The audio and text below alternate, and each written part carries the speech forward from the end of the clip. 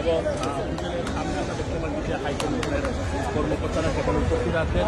তারেক রহমান গাড়ি থেকে নামবেন এবং গণমাধ্যম কর্মীদের থেকে হাত তুলে শুভেচ্ছা জানিয়ে হোটেলে প্রবেশ করেছেন। আমরা দেখতে পাচ্ছি যে তারেক রহমানের ব্যক্তিগত কর্মকর্তা গাড়ি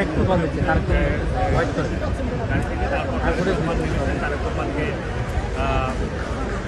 তারেক রহমানকে আমরা দেখতে পাচ্ছি যে অভ্যর্থনা জানানো হয়েছে এবং তারেক রহমানের সাথে আমরা কামাল আহমেদকে দেখতে পাচ্ছি। তারেক রহমান গণমাধ্যম কর্মী এবং নেতা কর্মীদের দিকে হাত তুলে ইশারা করলেন এবং অত্যন্ত হাসিখুশিভাবে তিনি হোটেলে প্রবেশ করছেন। আমরা দেখতে পাচ্ছি যে অত্যন্ত হাসিখুশিভাবে তিনি হোটেলে প্রবেশ করছেন। ওনার সাথে পেছনে হাইকমিশনের কর্মকর্তা রয়েছেন, শফিকুল আলম রয়েছেন, যিনি প্রেস সচিব এবং হোটেলে ঢুকে গিয়েছেন এবং